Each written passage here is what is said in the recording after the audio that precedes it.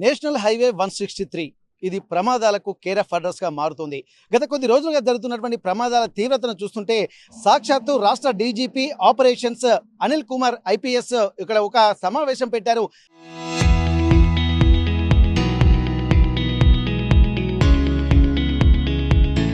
Road ప్రమాదాల మీద అవగాహన ఏర్పాటు చేసి రోడ్డు ప్రమాదాలు నివారించడానికి ఎలాంటి జాగ్రత్తలు తీసుకోవాలో ఒక అవగాహన సదస్సు కూడా ఏర్పాటు చేశారు. ఇది అలైవ్ అనేటువంటి కార్యక్రమంలో భాగంగా రాష్ట్ర వ్యాప్తంగా కూడా ఇట్లాంటి కార్యక్రమాలు చేస్తున్నారు. అయినప్పటికీ కూడా ప్రమాదాలకు కారణాలు మాత్రం వెతుకుతూనే ఉన్నారు. కానీ ఇక్కడ ముఖ్యంగా గమనించాల్సింది నేషనల్ హైవే 163 అంటే ఇక్కడ ఏటూరు నాగరం అలాగే కాళేశ్వరం నుండి వచ్చేటువంటి ఇసుక లారీలు మొత్తం ఇదే హైవే మీద రెగ్యులర్గా వెళ్తుండడం వల్ల రాత్రి ప్రమాదాలకు కేర్ ఆఫ్ అడ్రస్ గా మారుతుంది.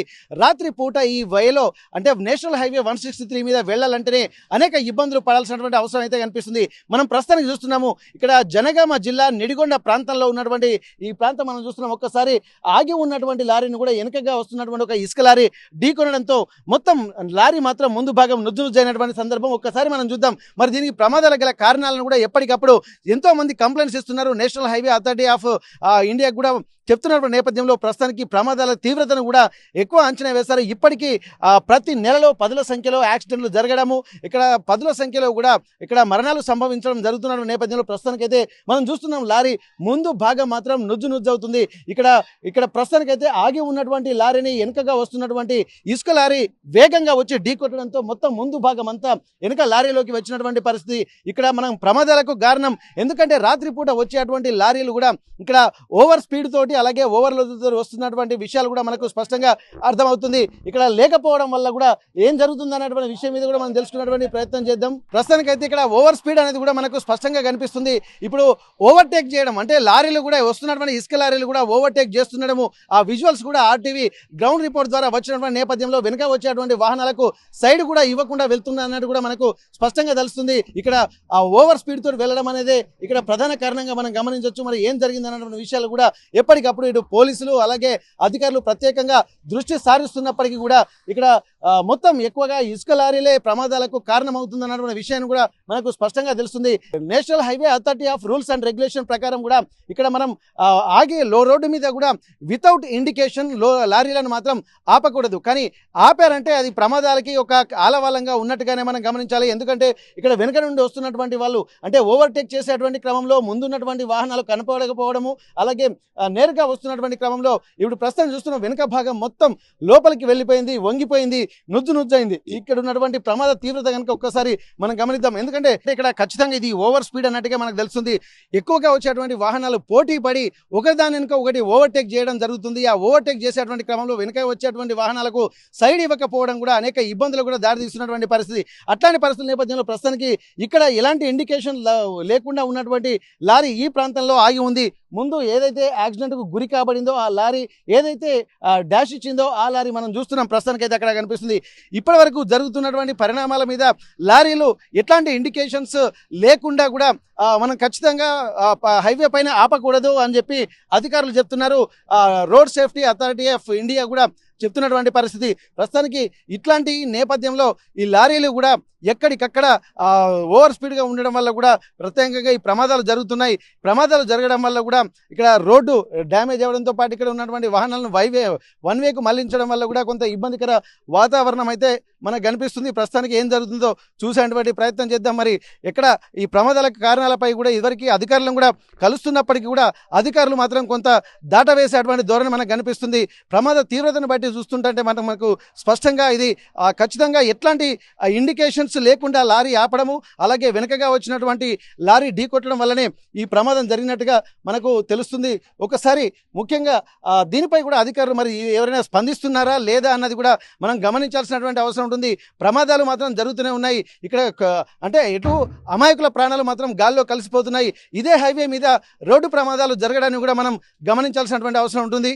నువ్వు రాగానే ఫస్ట్ టైం నువ్వు డ్రైవర్ చచ్చిపోయినా ఎందుకన్నా నీకు తెలుసా? ఇన్ఫర్మేషన్ తెలుసుకోదా? ఇన్ఫర్మేషన్ కోసం తెలుసుకోలేవు ఫస్ట్ తెలుసుకోలేవు. ఎందుకంటే అట్లా మూడు యాక్సిడెంట్ జరిగినాయి. ఎవరి కోసం జరిగినాయి? నా కోసం జరిగినా? మూడు యాక్సిడెంట్ నా కోసం జరిగినాయి. ఎవరి కోసం జరిగినాయి? మరి ఎవరు కొట్టకు వాళ్ళకి రోడ్డు మీద జరిగాయి ఎవరి కోసం జరిగినాయి చెప్పు. భయపడలేదు. నువ్వేం భయపడవు, నువ్వు భయపడవు, నువ్వు అస్సలు భయపడవు. నేను చూస్తేనే అర్థమవుతుంది. నేను చూస్తూనే భయం అవుతుంది. మాట్లాడు. నువ్వు చెప్పు. నువ్వు చచ్చిపోయినా ఎట్లయినా ఫస్ట్ మాట్లాడుతున్నావు. రాత్రి పూట వడ్లకు బండ్లు ఆపుతున్నారు. అందుకే నువ్వు భయపడవు, నువ్వు భయపడవు. నేను నగం పెడుతున్నావు. చెప్పు. నువ్వు భయపడవు. నేను నగం పెడుతున్నావు. చెప్పు. నువ్వు భయపడవు. నేను నగం పెడుతున్నావు. చెప్పు. కథలు తెంచమని చెప్తాను. నాటకాలు చేస్తున్నావు. చెప్పు. నువ్వు చెప్పు. నువ్వేందో చెప్పు. మేము చెప్తున్నాం కదా ఈడ. బండ్ల బాధలు అసలు ఏమైంది? రఘునాథ్ పల్లి ఇక్కడ ఏమైతుందో చూసినావా? రఘునాథ్ పల్లి 3 రోజులుగా ఇక్కడే ఉంటున్నటువంటి వాహనాల మీద జరుగుతున్నటువంటి వాహనదారులు పడుతున్నటువంటి ఇబ్బందుల మీద గ్రౌండ్ రిపోర్ట్ చేస్తుంటే ఒక్కసారిగా వచ్చినటువంటి ఇక్కడ ఈ మాఫియా మాత్రం ఒక్కసారిగా మూకుమ్మడి దాడి చేసేటువంటి ప్రయత్నం చేస్తారు. అక్కడ దాదాపు ఎవరు లేకపోతే మాత్రం ఇంకా చాలా వాహనదారులు అడపదడప వస్తున్నారు కాబట్టి కొంత అటు ఇటు చూస్తూ జాప్యం జరిగినట్టుగా మనకు కనిపిస్తుంది.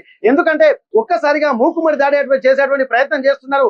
కానీ ఎంత రెక్లెస్ అంటే ఎవరికి చెప్పుకుంటావో యథేచ్ఛగా మేము చేసుకుంటాము ఏం అన్నటువంటి మాటలు మాత్రం ఇక్కడ గమనించాల్సినటువంటి అవసరం ఉంటుంది. మరి దీని మీద ఎవరైనా స్పందిస్తారా లేదా అన్నది కూడా ఇప్పటికీ ప్రశ్నార్థకంగానే ఉంది. పోలీసు అధికారులు దీనిపై ఏం చర్యలు తీసుకుంటా ఉంటారు? అనవసరమైన చిన్న విషయాలకు నానా హైరాణ చేస్తాడు. రోడ్ సేఫ్టీ అంటాడు. కానీ రోడ్ సేఫ్టీ మీద జరుగుతున్నటువంటి ఇబ్బందుల్ని కవరేజ్ చేయడానికి వచ్చినటువంటి మీడియా మీద మాత్రం ఇలాంటి దురుసు ప్రవర్తన, బెదిరించేటువంటి ప్రయత్నం, నీలాంటి రిపోర్టర్లను ఎంతో మంది చూసాము, ఎవరికి ఏం చేస్తే లొంగుతారో మాకు బాగా తెలుసు అని చెప్పుకుంటూ వెళ్తున్నటువంటి పరిస్థితి. కానీ ఆర్టీవీ ఎలాంటి లొంగుబాట్లకు జరగదు, ఇంతవరకు జరగలేదు, ఇక ముందు కూడా జరగదు అన్నటువంటి విషయాన్ని కూడా స్పష్టం చేస్తున్నాము. కానీ దీని మీద అధికారులు ఏమైనా చర్యలు తీసుకుంటారా లేదా అనేది మాత్రం ప్రశ్నార్థకంగానే ఉంది. మరి వారి ధైర్యం ఎవరు అనేది ఇక్కడ మనకు మరింత ప్రశ్నార్థకంగా మారుతున్నటువంటి పరిస్థితి.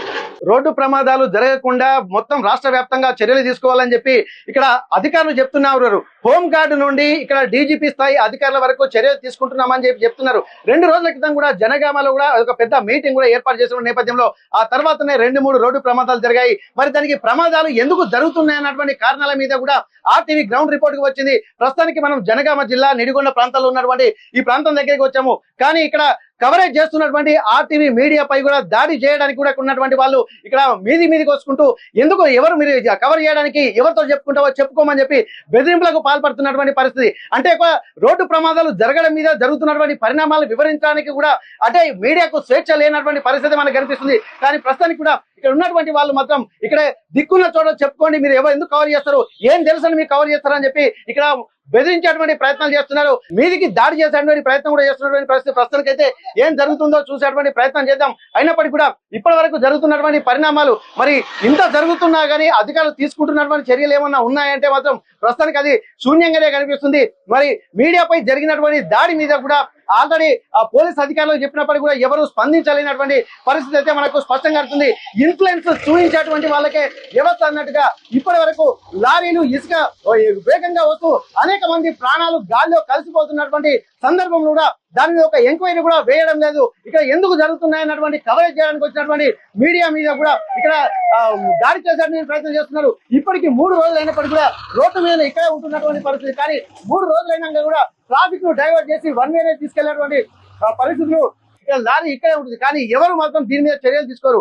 అది అడిగినటువంటి వాళ్ళను బెదిరించడమే లక్ష్యంగా పెట్టుకొని దాడి చేసేటువంటి కుట్రలు జరుగుతూనే ఉన్నటువంటి పరిస్థితి. ఇప్పటికీ దాడులను కూడా మరి అంటే ఎవరికి చెప్పుకుంటావో చెప్పుకో, నువ్వు ఎవరితోటి మాట్లాడాలని చెప్పి బెదిరింపులకు కూడా గురి చేస్తున్నారు. ఓవైపు జరుగుతున్నటువంటి ప్రమాదాల మీద కూడా అనేక మంది వస్తున్నటువంటి వాళ్ళు వాహనదారులు ఇబ్బందులు పడుతున్నప్పటికీ 3 రోజుల నుండి కూడా ఇక్కడే ఆ వెహికల్ ఉండడం మీద కూడా ఎవరు ఇప్పటి వరకు స్పందించినటువంటి పరిస్థితి లేదు.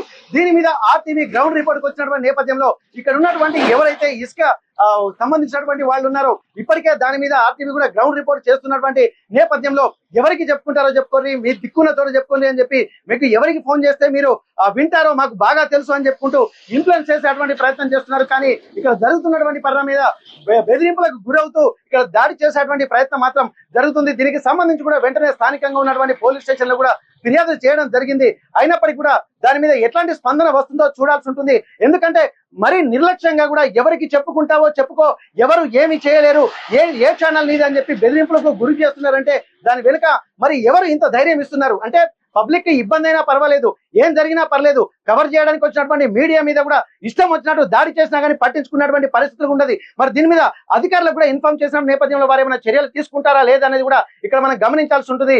యథేచ్ఛగా ఇష్టం వచ్చినట్టు అంత కాన్ఫిడెంట్ గా ఉంటున్నటువంటి నేపథ్యం అయితే మనకు స్పష్టంగా కనిపిస్తుంది. అయినప్పటికీ కూడా దీని మీద మీ మీడియా వాళ్ళకు కూడా ఎవరో చెప్పు, మీ వాళ్ళకి ఫోన్ చేసి మాట్లాడతామని చెప్పి బెదిరింపులకు గురి చేసేటువంటి ప్రయత్నం చేశారు. ఆ వీడియోలో కూడా స్పష్టంగా కనిపిస్తుంది. దాడి చేసే ప్రయత్నం, ఏం పేరు రా నీ పేరు, ఎవర్రా నువ్వు, ఏ ఊర్రా నీది అని చెప్పి ఇష్టం వచ్చినట్టు మాట్లాడుతుంది. అది ఆర్టీవీ కూడా టెలికాస్ట్ చేస్తుంది ఖచ్చితంగా. దీని మీద సంబంధిత అధికారులు, ఎందుకంటే పట్ట పగలు రోడ్డు మీద కూడా జరుగుతున్నటువంటి విషయాల మీద కూడా ఇంత వైలెన్స్ జరుగుతుంది.